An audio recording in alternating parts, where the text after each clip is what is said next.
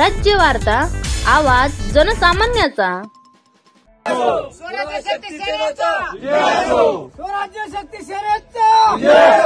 कारखाना आम्ही विकू देणार नाही, कारखाना आम्ही विकू देणार नाही।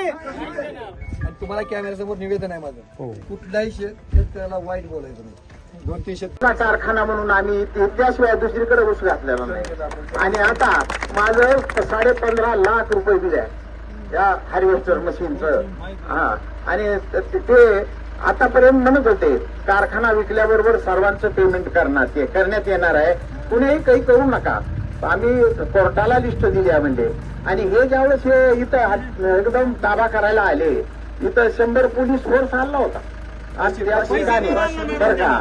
आणि त्यावेळेस आम्ही विचारलं, अरे आमचे पैसे त्या कारखान्याकडे, आम्हाला माहित नाही म्हणजे तुमचे पैसे, तुम्ही पैसे कारवाई देखील करू शकत नाहीत आमच्यावर, अशा भाषेत त्यांचं बोलणं आहे।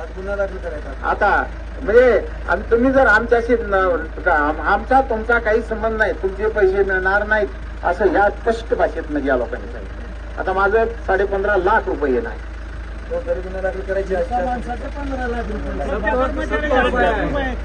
रुपये पेंडॉल टाकला होता तर आम्हाला धमकी दिली, पेंडॉल काढा। माझे छोटे प्रकाश आहे, माझ्या छोट्या, माझं नाव बाबासाहेब पांडुरंग केंद्रे आहे, इथलचाच आहे मी। 1 लाख रुपयाचा शेअर्स आहे माझ्याकडे या कारखान्याचा। दरवर्षी कमीत कमी कधी 1000 टन, कधी 1500 टन, 1600 टनापर्यंत मी ऊस घातला इथं आणून। इथं बाजूचे कारखाने ज्या दिवशी भाव देते दुसरे, त्याच्यापेक्षा 300-300 रुपये टन आना। जब हमारी खेती गई, हमारा पैसा गया और हमारे को भिक्को लगाया, काम तो नहीं लिया।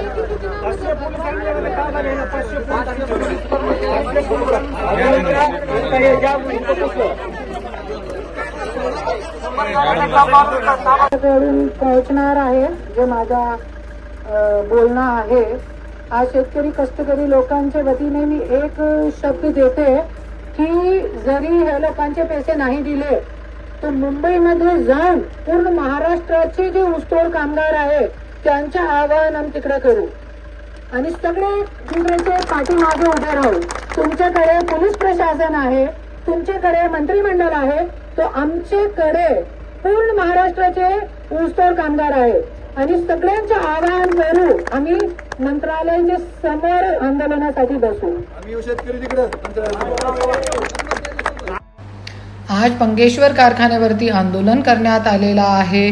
पंकजा ताईचा हे कारखाना होता आणि जे नमिता मुंदडा ताई आहे त्यांनी हे खरेदी करून घेतलेला आहे, पण त्याच्यामध्ये विकताना ते लोकांना कळू दिला नाही। जे लोक शेअर होल्डर्स होते, शेतकरी लोकांचे शेअरचे पैसे नाही दिले आणि त्यांचे PF, त्यांचे ऊसाचे, त्यांचे जे PFचे पैसे नाही दिले, त्यांचे जे आज ज्या वेळे तुम्ही साखरखाना उघडला होता त्यावेळे तुम्ही सगळ्यांशी शेअर दिले, त्यांच्याकडून जमिनी 40-40 हजार रुपये एकरमध्ये घेतली, पण आज तुम्ही त्या लोकांचे पैसे न देता ते कारखाना नमिता मुंदडा ताईला तुम्ही विकला पैसे न देता। अरे तुम्ही एकदा सांगितला होता, ज्या वेळे वैद्यनाथ कारखान्याला GSTची नोटीस आली होती त्यावेळे सगळे शेतकरी लोकांनी तुम्हाला 500-1000 जसे ज्यांची शक्ती होती तुम्हाला गोळा करून दिले होते। आणि आज एक गोरगरीब शेतकरी तुम्हाला पैसे गोळा करून देऊ शकता।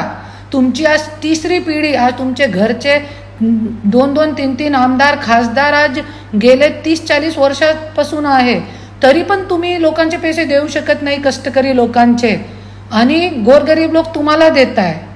आज काय चाललंय हे महाराष्ट्रामध्ये? आणि मी एकच विनंती करते की लवकरच लवकर हे शेतकरी लोकांचे पैसे द्या, अन्यथा आम्ही मुंबईमध्ये येऊन मंत्रालय समोर आंदोलन उभा करू।